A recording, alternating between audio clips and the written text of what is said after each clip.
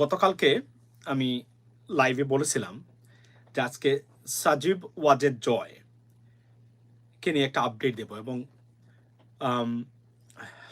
অর্থাৎ গতকালকে আমি বলেছিলাম যে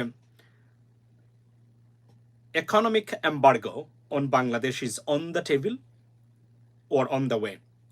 গতকালকের লাইভ যারা দেখেছিলেন গো এন্ড চেক, আমি বলি নাই, আমি তো বলেছি। এবং আজকে কালবেলা থেকে শুরু করে প্রত্যেকটা জায়গায় আসছে বাংলাদেশে অর্থনৈতিক নিষেধাজ্ঞা আরোপ করতে যাচ্ছে যুক্তরাষ্ট্র। স্যাংশন নিয়ে আমার উপরে একজন মানুষের প্রেডিকশন সঠিক হয়নি। আমি আবার বলছি, আমি বলছিলাম নির্বাচনের আগে একটা স্যাংশন আসবে, নির্বাচনের পরে আরো একটা আসবে, ভিসা নীতি তারা কার্যকর করার পরে। I was the only person who said that, I was the only person.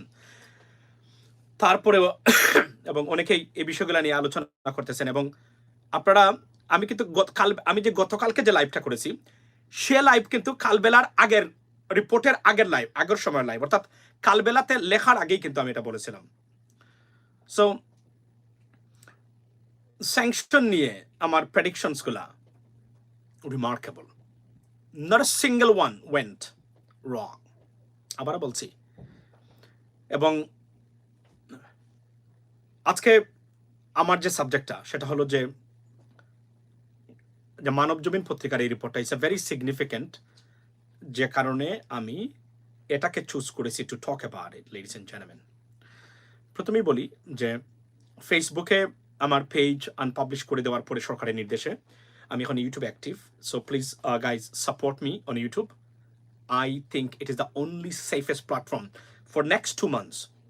2 মাসের ভিতরে সবকিছু লোটপালট হয়ে যাবে বাংলাদেশে সরকার ব্যবস্থা, সুতরাং তখন আমরা আবার এগুলা ফেসবুকের সাথে বলতে পারবো, কারণ Facebook complying with the government's order. আমি না, আরো অনেকেরই চলে গেছে সবকিছু তারা, এবং আমরা জানি যে তারা এটা করেছেন, বাট এটারও একটা প্রতিক্রিয়া আসবে ইনশাল্লাহ, but wait and see. So please support me on YouTube. আমি এখানেই থাকবো, এখানে আমি সবচেয়ে সেফ প্ল্যাটফর্ম বলে মনে করি। প্রথমে বলি যে আমি গতকালকে লাইভে যে বলেছিলাম যে জয় সাহেবকে নিয়ে আমি একটা আপডেট দেবো, আই নিউ দ্যাট। এবং কালবেলাতে বা মানব জমিন পত্রিকা দেখেন, আমি আবারও বলছি, এই জন্য বললাম না যে ওই যে আছে কিছু তথাকথিত সাংবাদিক বলেন এসে পত্রিকার রিপোর্ট কাটিং দেখে, পলিটিক্যাল অবজারভার হতে গেলে you have to predict something based on the information and the external behaviors of politicians and political environment. If you can't do that, you are not a political observer. You can be anything. But political observer এবং political analyst হতে গেলে আপনার এই জিনিসগুলো যদি আপনার মধ্যে না থাকে, don't claim yourself that you are something like that, okay? I can claim it because whatever I said, everything, this way, that way, become a reality, okay? Particularly about sanction. যখন কেউ এই বিষয়গুলো নিয়ে কথাই বলেনি, আমি বলছি আরো একটা স্যাংশন আসবে ইলেকশনের আগে এবং ইলেকশনের পরে। এবং আজকে গতকালকে আমি আমার লাইভে আমি উল্লেখ করেছিলাম দি ইকোনমিক এমবার্গো, এই শব্দটা বলেছিলাম, on the table, go and check. আমি যেখানে বলেছিলাম যে পিটার হাসের নিরাপত্তা নিয়ে প্রধানমন্ত্রী যে কারণে ফেসে যেতে পারেন সংবাদ সম্মেলন থেকে, go and check right now. সুতরাং এই জন্য আমি বললাম না, এই কিছু, আমি এই ভাষায় বলতে চাই না, কিছু আছে ম্যাট্রিক পাস, আমরাদেরকে আমি আন্ডারমাইন করতেছি না, বা বাব নেই, they have a PhD degree, okay? So once again আমি আবার বলছি, আমাকে ক্ষমা করবেন, কারণ একটা উত্তর দিতে হয়। কিছু সোশ্যাল মিডিয়ার নতুন কিছু আমদানি করা কিছু মাল আছে আমাদের যুক্তরাষ্ট্র প্লাস অন্যান্য জায়গাতে, এদের কথাবার্তার স্টাইল শুনলে মনে হয় যে এরা আসলে এমন সব জানতা যে বাংলাদেশের, অথচ লেখাপড়ার দিক দিয়ে গেলে এরা এমরান মাসুমের দ্বারে কাছেও নাই কেউ, none of them, sorry to say that, okay? So এখন প্রশ্ন হলো যে কি কারণে থেমে গেল। এখানে একটা, ladies and gentleman, very significant stuff. Do you know what? এই যে বৈঠক, you see this Prime Minister Sheikh Hasina and Jack Sullivan, the gentleman, he's very gentleman. I know him very well, and not personally, but about him I came to know. So উনি কিন্তু ওনার সাথে যে বৈঠক হয়েছে, এই বৈঠক আওয়ামী লীগ সরকার এবং প্রধানমন্ত্রী গোপন করেছিলেন। So if you have a brain and you watch politics closely, you can understand why did they hide it. You don't have to be a rocket scientist, just understand from that perspective that why did they hide it? Something they didn't want to disclose about the meeting. এই মিটিংটা 10 দিন পরে সরকার একটা selfie তুলে যখন বাইডেনের সাথে প্রধানমন্ত্রী তার নির্দেশ দেয়, প্লিজ গাইজ এটা সবাই এটাকে আপনার সুন্দর করে প্রচার করতে হবে, সব পত্রিকা এবং নিউজ আউটলেটগুলোকে নির্দেশ দেয় সরকার। আপনি জানেন যে বাইডেনের সাথে জোর করে রিকোয়েস্ট করে বাইডেনের সাথে পিকচার তুলে তাপসের মতো ব্যক্তি বলে যে পৃথিবীর যে দুই একজন মানুষের সাথে তুলেছেন, সবার সাথে উনি তুলেন নাই প্রধানমন্ত্রী জো বাইডেন।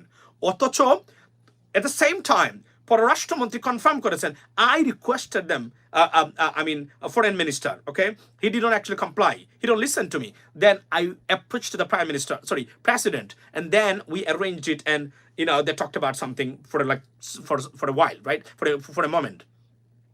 এটাকে তারা প্রচার করেছেন, কিন্তু জ্যাক সুলিভানের সাথে এটা কেউ জানতো না। এটা ভারতীয় একজন সাংবাদিক সংবাদ প্রেস ব্রিফিং এ যখন জিজ্ঞেস করেছিল তখন it came to the light, otherwise they tried the best to hide it out. Why? Awami League যেখানে একটা সেলফি তুলে প্রচার করে, সেখানে একটা মিটিং হয়েছে, look at the picture, look at the smiling, both sides were smiling at that time, right, after getting power back. আমি বলি will BNP fight for the positive distribution? I strongly believe that BNP politics আবার কোনো কারণে আপনি যেভাবেই মনে করেন, ভালো হলে ভালো, খারাপ হলে খারাপ, ওই জায়গাতে বিএনপির পলিটিক্স যেতে পারবে না, আর ফিরে যাওয়ার সম্ভাবনাই নাই। বিএনপি অ্যাডভান্সমেন্ট এবং নতুন ডাইমেনশনাল পলিটিক্সের ছাড়া বিএনপির কোনো পথই নাই, এবং আমি বিশ্বাস করি বিএনপি তাদের ভুল থেকে শিক্ষা নিয়ে এগিয়ে যাবে তারেক রহমানের নেতৃত্বে। এটা আমার মনে প্রাণে বিশ্বাস।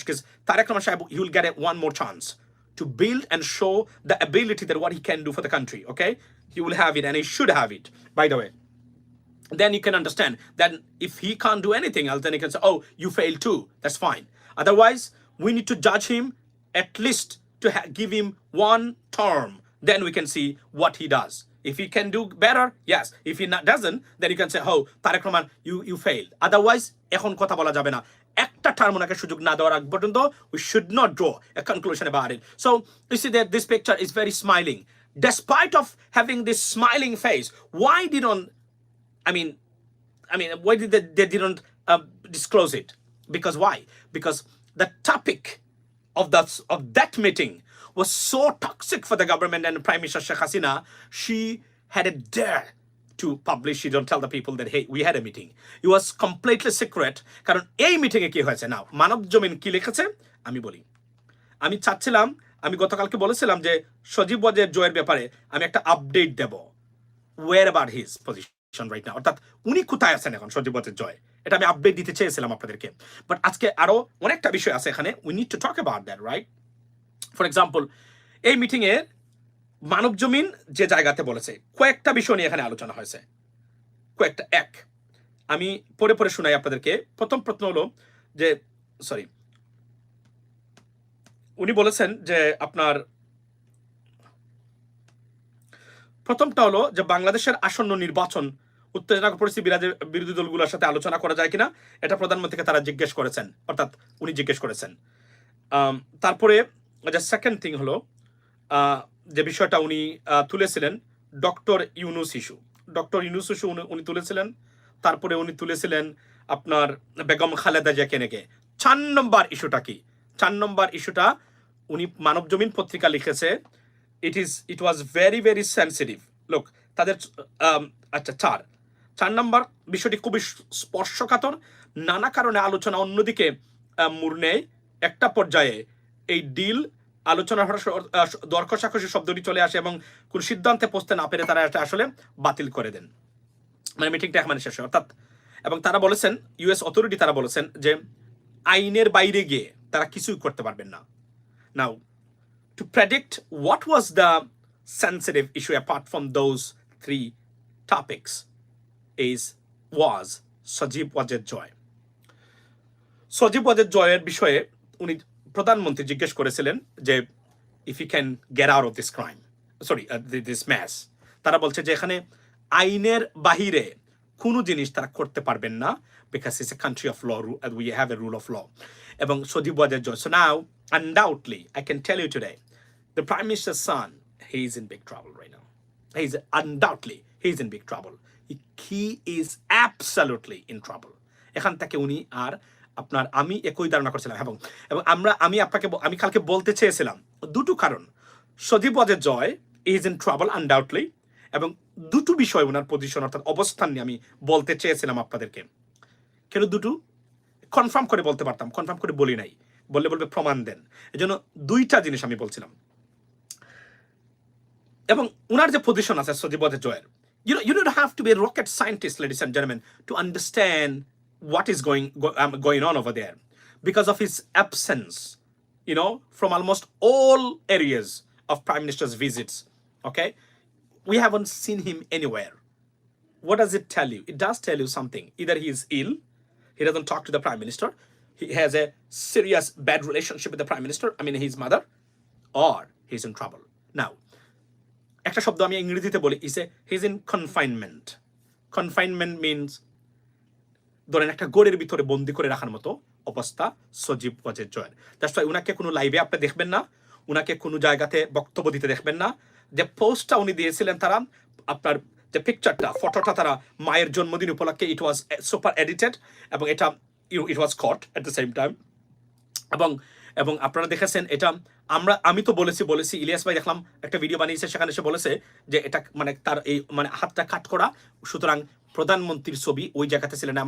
I raise the question about, এবং দ্যাট টাইম মনে আছে আমার লাইভ আছে সেখানে ইউটিউবে সম্ভবত এখনো, যে যদি প্রধানমন্ত্রী ওই দিন তো যেখানে উনি ছিলেন, it was a nice sunny day, but to be honest, in that picture you see the background, it says it was like cloudy or gloomy, but when I checked out the weather, I found out the weather was very sunny on that day. So you don't have to be rocket science to understand that this stuff. So এখানে বোঝা যাচ্ছে যে above all, Prime Minister's son, he's in big trouble. এবং Sajeeb Wazed Joy, he might be in the United States but within confinement,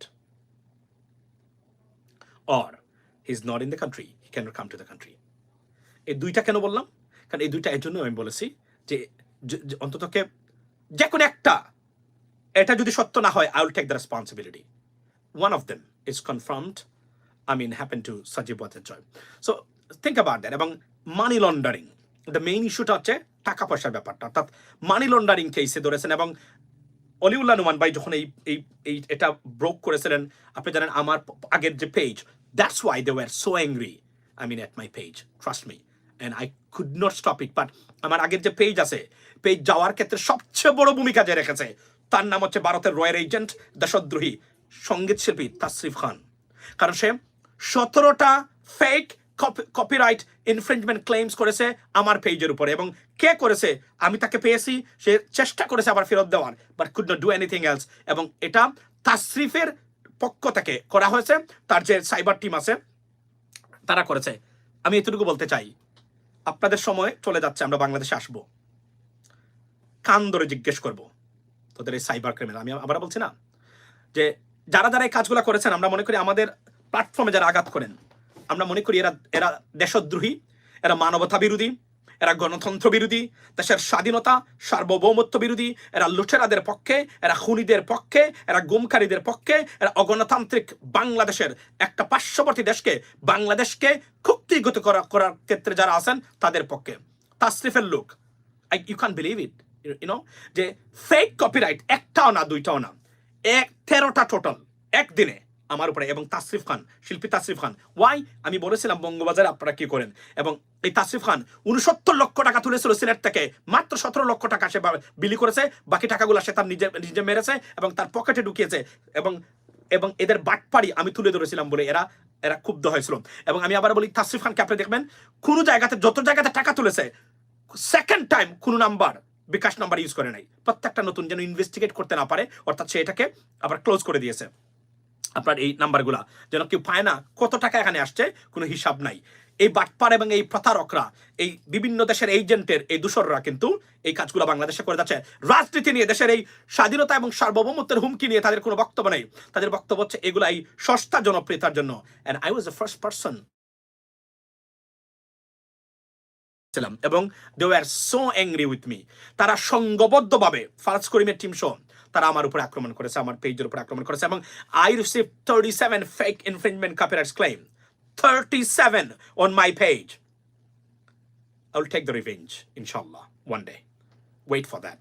এবং এই শেখ হাসিনার এই দুর্বৃত্তদের সময় আর বেশি দিন নয়, কয়েকটা সপ্তাহ অথবা মাস হতে পারে এদেরকে চলে যেতে হবে। এবং অর্থনৈতিক অবরোধের কথা এখনো বলি নাই, কিন্তু আমি শুধুমাত্র ওই জায়গাতে আসছি। এবং স্যাংশনের নিশ্চিত করে বলতে পারি, আমি এর আগে বলেছি, 5 মাস আগে প্রথম ব্যক্তি আমি বলেছিলাম যখন তারা ভিসা নীতি চালু করেছিল বাংলাদেশের জন্য, এই লাইফটা এখনো আছে, যে আপনার গার্মেন্টস ইন্ডাস্ট্রি এবং অর্থনৈতিক অবরোধ। এবং আজকে আমি বলি বাংলাদেশের প্রধানমন্ত্রী অলিগার্স যারা আছেন, সামিটকো, বেক্সিমকো, বসুন্ধরা, এসালম সহ যারা কাছাকাছি আছেন, সবার উপরে ফরদ নেমে আপনার এই বড় ধরনের প্রভাব আসতেছে।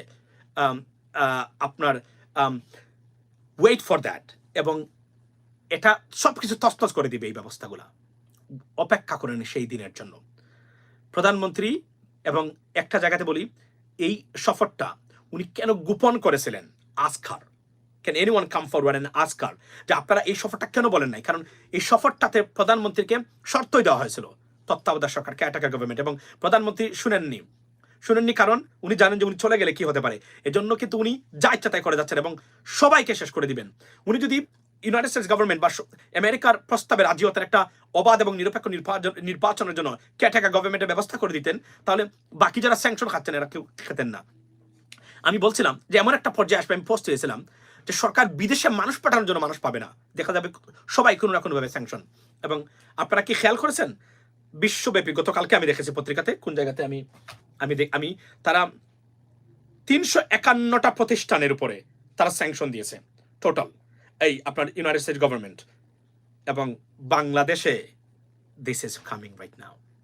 বাংলাদেশের বললাম না, সামিট গ্রুপ, বসুন্ধরা, বেক্সিমকোর মতো প্রধানমন্ত্রীর অলিগার্স যারা আছেন, অর্থনৈতিক অর্থাৎ এই লুটপাটের অংশ হিসাবে যারা টাকা পয়সা যোগান দেন, এরা সবাই এই অর্থনৈতিক অবরোধের সম্মুখীন হবেন। একদম সবকিছু একদম তছনছ করে দিবে এরা। আমি আবারও বলছি, এবং এরা বুঝে নাই। এবং আপনার দরবেশ বাবাকে আমেরিকা অনেক নাইসলি বুঝিয়েছে, প্রস্তাব দিয়েছিল, তার সাথে তারা কমিউনিকেশন রেখেছিল, বা সে শুনে নাই, কারণ তার লুটপাটের অংশ, তার সবকিছু তছনছ হয়ে যাবে এজন্য।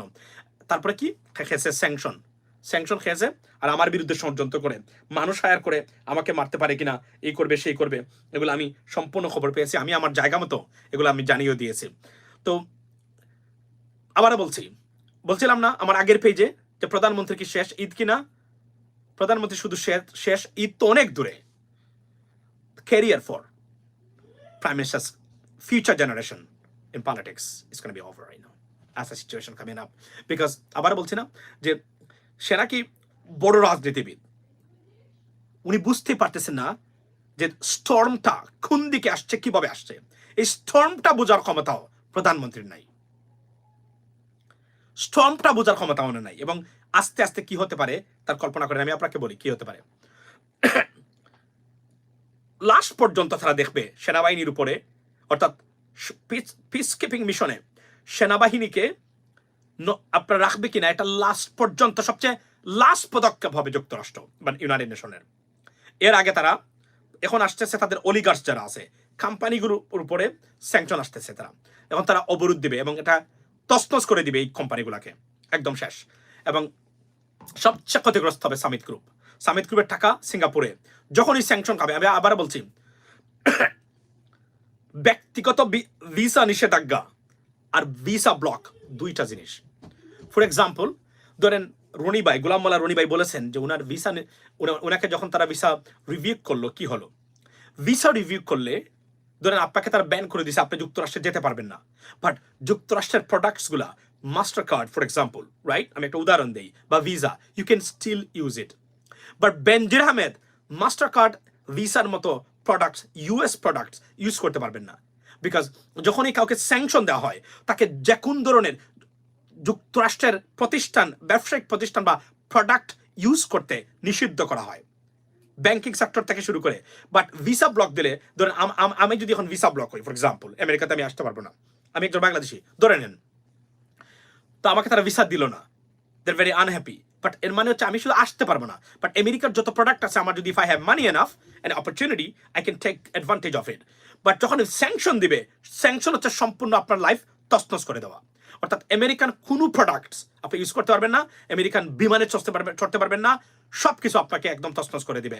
This is a very dangerous. অর্থাৎ কোনো ব্যক্তিকে যখন স্যাংশন দেয় আমেরিকা, যদিও তারা স্যাংশন এবং ভিসা রেস্ট্রিকশনটাকে তারা একইভাবে দেখে, বাট একটা জায়গাতে ব্যতিক্রম হলো স্যাংশন আর ভিসা রেস্ট্রিকশনের ক্ষেত্রে হলো যে স্যাংশন যদি দিয়ে দেয়, যেটাকে আমরা বলি নিষিদ্ধ করা, then America, you'll be barred to use any American products from your platform, right? Even Benjir Ahmed, Apollo ID, in as an iPhone